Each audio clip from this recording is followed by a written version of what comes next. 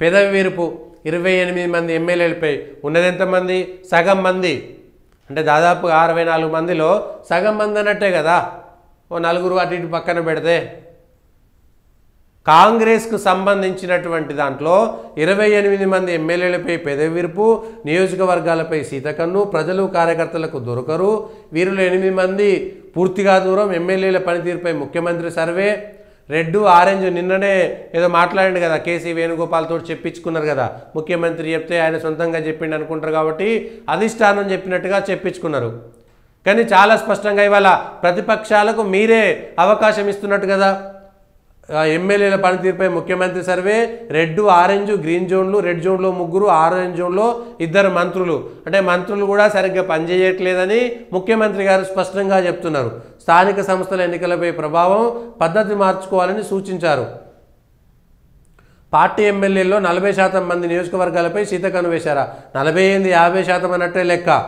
అందరి రిపోర్ట్ కార్డులో ఉన్నాయి. ఆయా నియోజకవర్గాల్లో గాంధీ భవన్లో ప్రచారం జరుగుతుంది. సర్వే విస్తుపోయే అంశాలు ఉన్నాయి. 65 మంది ఎమ్మెల్యేలో 28 మంది వరకు నియోజకవర్గానికి సమయం కేటాయించట్లేదని సర్వేలో తేలిందంట. సర్వేలో తేలింది అది. అంటే కాంగ్రెస్ పార్టీ ఎమ్మెల్యేలు 10 ఏళ్ల తర్వాత అధికారంలోకి రావడంతో 10 ఏళ్లుగా పెట్టినటువంటి ఖర్చునంతా కూడా తీసుకోవాల్సినటువంటి దృష్టితో ఉన్నారు. పోయినసారి 10 ఏళ్లలో టీఆర్ఎస్ ఎమ్మెల్యేలు అంత సంపాదించారు, ఇంత సంపాదించారు అనే పేరు వచ్చింది కదా. మరి వాళ్ళకంటే మేము ఎక్కువ సంపాదించాలి కదా. మళ్ళా కాంగ్రెస్లో ఇంకొక విచిత్రమైనటువంటి చర్చ ఏం జరుగుతుందంటే, ఈ సర్కార్ ఎంతకాలం ఉంటుందో తెలియదు, ఎవరు కూలగొడతారో తెలియదు, ఎప్పుడు పడిపోతుందో తెలియదు. నమ్మకం లేనటువంటి సంసారం కాంగ్రెస్లో నడుస్తున్నది.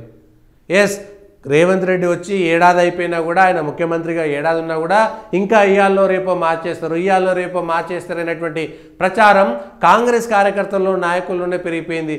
ఎమ్మెల్యేలు కూడా రేపు పొద్దుగాల ప్రభుత్వం పడిపోతే, ఇంకేదైనా జరిగితే, మళ్ళీ రాకపోతే ఉన్న 4 రోజుల దీపం ఉండగానే ఇల్లు చక్కబెట్టుకోవాలనేటువంటి దగ్గరికి వెళ్ళిపోతున్నది. మళ్ళీ ఎన్నికల్లో గెలుస్తామా, 4 పైసలు ఉంటే ప్రజల దగ్గర పోయి పడేసి మళ్ళీ గెలవచ్చున్నాడు ఆయన, అంతకంటే ఎక్కువే ఉన్నది, రండి గెలుచుకుందాం. ఏడ జాగాలు కనబడుతున్నాయి, ఏడ భూములు కనబడుతున్నాయి, ఏడ కాంట్రాక్టర్లు ఉన్నారు, ఎక్కడ పోవాలి, ఎండ్లో ఎంత పర్సెంటేజ్ వస్తుంది, బిల్లులు తెప్పించుకోవాలంటే ఎంత పర్సెంటేజు, ఈ పర్సెంటేజు ఆ పర్సెంటేజు, ప్రజల దగ్గరికి ఎట్లా పోవాలి, ప్రభుత్వం పైన ఉన్నటువంటి ముఖ్యమంత్రి నుంచి కింది దాకా ఒక దిశానిర్దేశం చేసే విధంగా ఎవరు ఇవాళ ఆర్డర్ వేయగలుగుతారు? ముఖ్యమంత్రి గారు ఆర్డర్ వేస్తారా?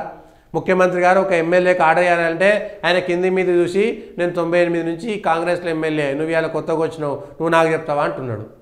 ఏం చేయాలి? ఓ మంత్రి దగ్గర పోతే, అరే నేను 94 నుంచి ఎమ్మెల్యే పోయి కాంగ్రెస్లా, రాహుల్ గాంధీ, సోనియా గాంధీ వాళ్ళు ఉన్నప్పటి నుంచి మేము పోరాటం చేసినాం, చంద్రబాబు నాయుడిని మేము పోరాటం చేసినాం, నువ్వు చంద్రబాబు నాయుడు స్కూల్లోకి వెళ్ళి వచ్చి మాకు చెప్తున్నావు ఇవాళ కాంగ్రెస్ పార్టీ రాజకీయాలు. ఇంకొక ఎమ్మెల్యే ఇంకొక మంత్రి చెప్పేటువంటి మాట వరుసగా ఇట్లే ఉంది.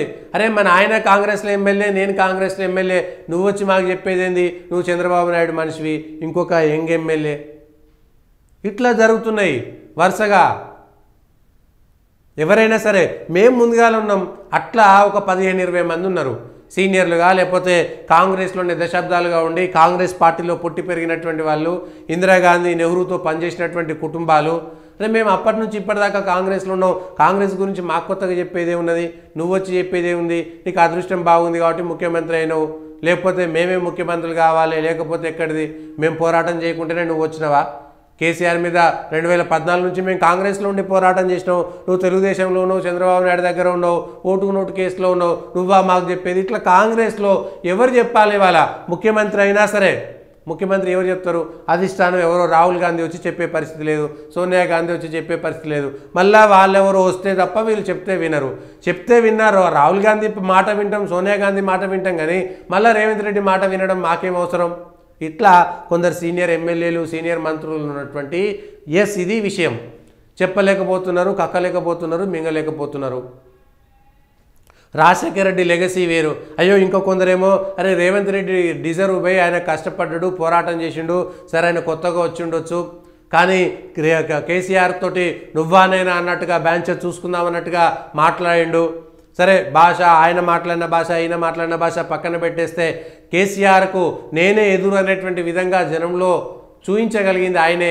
ఎమ్మెల్యేలుగా అందరూ పోటీ చేస్తే ఎవరికి వాళ్ళు సీనియర్లు అనుకునే వాళ్ళంతా కూడా వాళ్ళ నియోజకవర్గంలో వాళ్ళు గెలవడానికి, లేదంటే 1-2 నియోజకవర్గాలకు పోగలిగారు తప్ప రేవంత్ రెడ్డి లెక్క మొత్తం 70-80 నియోజకవర్గాలు తిరిగి ప్రచారం చేసినటువంటి నాయకుడు ఇంకెవరు లేరు కదా. కాబట్టి ఆయన మాత్రమే డిజర్వ్ కదా, ఇంకొక నాయకుడు పోతే ఇంతమంది జనాలు రారు కదా, ఆయనకు ఆ పేరు ఉంది కదా, కేసీఆర్ మీద పోరాటం చేసినటువంటి వ్యక్తిగా, కేసీఆర్కి వ్యతిరేకమైనటువంటి శక్తిగా ఆయనకు మాత్రమే ఉంది కదా, ఇది జరిగినటువంటి చర్చ. కాబట్టి ఇది నిజమా అది నిజమా అనేటువంటిది పక్కన పెడితే కాంగ్రెస్ నాయకులందరూ కూడా కేవలం వాళ్ళ తప్పు కూడా కాదు, సంపాదించుకోవాలి, మళ్ళీ గెలవాలంటే పైసలు ఉండాలి, టికెట్లు మళ్ళీ ఇవ్వాలంటే టికెట్లు మళ్ళీ రావాలంటే కూడా పైసలు ఉండాలి, మళ్ళీ అధికారంలోకి వచ్చినా రాకపోయినా మళ్ళా పార్టీలో ఉండాలంటే మళ్ళీ పైసలు ఉండాలి, ఇదే జరుగుతున్నది. మొత్తానికి కాంగ్రెస్ అంతర్గతంగా జరిగినటువంటి సర్వేలో కాంగ్రెస్ నాయకులు ఇవాళ ఇది మీడియాకి ఎట్లొచ్చిందనేటువంటిది పక్కన పెడితే దీని ద్వారా ఏమైంది, కాంగ్రెస్ పైన ప్రజల్లో వ్యతిరేకత ఉంది అనేటువంటిది, ప్రజల్లో వ్యతిరేకత కాదు కార్యకర్తల్లో వ్యతిరేకత ఉందని నాయకత్వం నమ్ముతున్నది, కార్యకర్తలు సంతృప్తిగా లేరని కాంగ్రెస్ నాయకత్వం నమ్ముతున్నది. స్వయంగా ముఖ్యమంత్రి గారు చేసినటువంటి సర్వేలోనే కార్యకర్తలు నారాజుగా ఉన్నారనేటువంటి విషయం అర్థమవుతుంది. రేపొద్దున స్థానిక సంస్థల ఎన్నికల్లో సర్పంచులు, ఎంపీటీసీలు, ఎంపీపీలు, జెడ్పీ చైర్మన్ ఇట్లయితే కొంత మేరకు తగ్గేటువంటి అవకాశం ఉంది. కార్పొరేటర్లు, కౌన్సిలర్, ఎందుకంటే 10 ఏళ్ల నుంచి కౌన్సిలర్లు, కార్పొరేటర్లు, మున్సిపల్ చైర్మన్లు అయ్యే పరిస్థితి కూడా లేదు.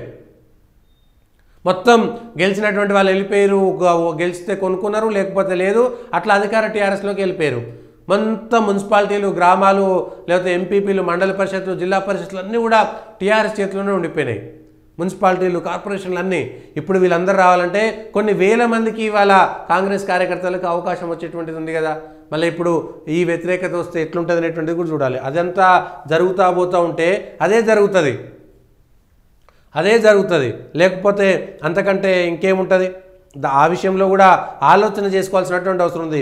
కార్యకర్తలను నారాజైతే పార్టీ ఉండదు. 10 ఏళ్ల పాటు పోరాటం చేసినటువంటి వాళ్ళను గుర్తించకపోతే 10 ఏళ్ల పాటు పోరాటం చేసినటువంటి వాళ్ళను గుర్తించకపోతే కష్టమయ్యేటువంటి అవకాశం ఉంది.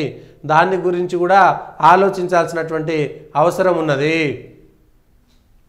ఇదే దీనిపైనే కలిసి చేస్తున్నటువంటి అంశాలు.